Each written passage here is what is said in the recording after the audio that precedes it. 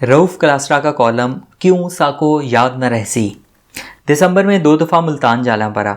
मुल्तान से आप जान नहीं छुड़ा सकते, ये आपके अंदर दूर तक बसा है। मुल्तान के दोस्तों की मोहब्बत ने ऐसा जकड़ रखा है कि कहीं से किसी भी रस्सी में लचक पैदा नहीं होती कि बंदा खुद इन बंधनों से आज़ाद कर ले। वैसे बाज़ बंधन और रस्सियाँ ऐसी होती हैं कि बंदे का दिल चाहता है कि उम्र भर जकड़ा रहे।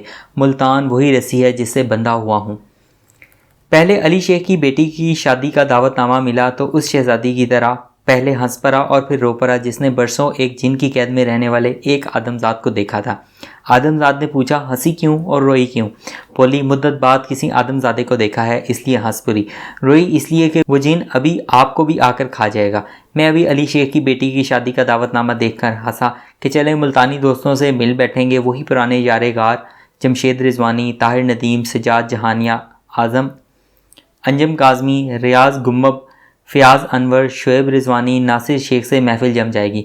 अली शेख से भी 2-2 हाथ हो जाएंगे। हमारे दरवेश बाकिर शाह जी और चौधरी नियाज़ का मुल्तान। फिर ख्याल आया कि कोरोना के दिन है, घर से निकलना ही मुश्किल होगा। बड़े बेटे ने कहा, बाबा आपके दोस्त कुछ माह बाद बच्चों की शादी नहीं कर सकते। उसने एक लंबा चौड़ा लेक्चर दिया। मैंने सब सुन लिया और कहा, बेटा जी, अली उस वक्त का दोस्त है जब आप पैदा भी नहीं हुए थे। अली शेख ने मुल्तान में तुम्हारे बाप का बड़ा ख्याल रखा। वहाँ मेरा ठिकाना यारेगार शकील अंजम के घर होता था। उसके घर में एक कमरा मेरे लिए मुख्तस है। वहीं शकील बेचारा मेरी खिदमत करता रहेगा। यूँ लगेगा किसी 5 स्टार होटल में हूँ। मुल्तान में था तो बड़ा दिल किया जुल्कफल बुखारी मरहूम के बच्चों से मिला जाए। खालिद मसूद को फ़ोन किया तो बोले, कफ़ील बुखारी को बता दिया था, तय हुआ था नाश्ता उनके घर होगा। जैसे नाश्ते का इत्तमाम जुल्कफल बुखारी और कफ़ील के घर होता था, अब भी होता होगा। वो फिर ज़िंदगी में कहीं देखने को ना मिला। कमाल के मेज़बान और नाश्ते में छुपी हुई मोहब्बत और मरवत। जुल्कफल बुखारी से दोस्ती भी अजीब अंदाज में हुई। मुख्तार पारस एक शाम मुझे ये कहकर उनके घर ले गए कि बड़ी शानदार महफिल है, अताउल्ला शाह बुखारी का नवासा है, ज़रा ज़बान को काबू रखना, मेज़बानी से लुत्फ़अंदोज़ होंगे। पारस घंटा भर इस किराने का तारुफ करवाता रहा। जब वहाँ पहुँचे तो एक बारेश नौजवान से सामना हुआ। वहाँ सभी बारेश थे। पारस इस नौजवान का तारुफ करा चुका तो मैंने धीमे लहजे में सराइकी में एक बेज़रर सी गाली उसे दी। नौजवान ने मुझे जवाबन दी। पारस हक्का बक्का कि ये क्या चल रहा है। उस नौजवान ने अपनी ऐनक के शीशों से अपनी जहानत भरी गहरी आंखों से मुझे देखा और मुस्कुराकर पारस को कहा, तुम एक तरफ हो जाओ। हम दोनों गले लगे। यूं एक तवील दोस्ती का ताल्लुक शुरू हुआ। सब दोस्त हैरान के जुल्कफल जैसा बंदा रऊफ साथ ऐसी गपशप मारता है और वो राज जो दोस्त कभी ना समझ पाए। जुल्कफल के वालिद साहब से मिला तो ज़िंदगी में पहली बार पता चला नूरानी चेहरा किसे कहते हैं।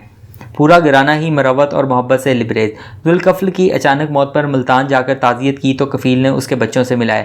प्यारे प्यारे छोटे बच्चे, बाप की तरह ज़हीन आंखों के मालिक मेरे सामने खड़े थे। आंखें भर आई, उन्हें गले लगाया, उनके मरहूम बाप की खुशबू उनमें महसूस की। मेरा दिल मचल गया कि मुल्तान जा रहा हूँ तो जुल्कफल के घर चक्कर लगाऊँ। उसके बच्चे अब बड़े हो गए होंगे। कफ़ील बुखारी से मिले, मुद्दतें गुजर गई।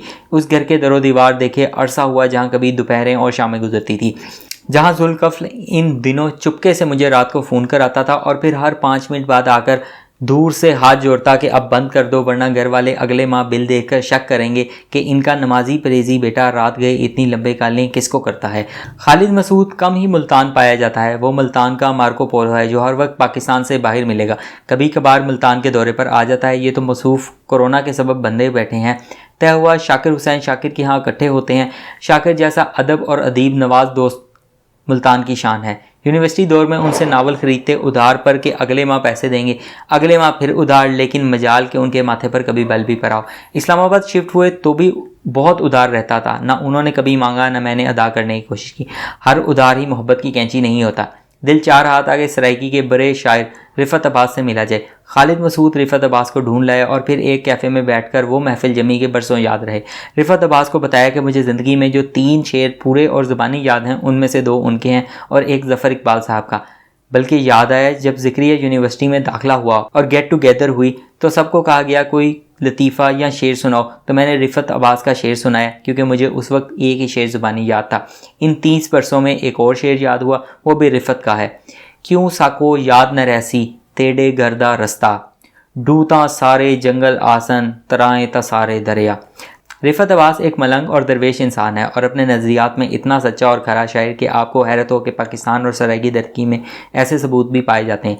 रिफत अब्बास के लिए चंद बरस पहले लाहौर के एक सरकारी इदारे जो पंजाबी अदीबों और शायरों की खिदमात का एतराफ़ करते हुए उन्हें नकद इनाम और इज़्ज़त से नवाजता है की तरफ से 3 लाख रुपए का इनाम और अवार्ड का ऐलान हुआ।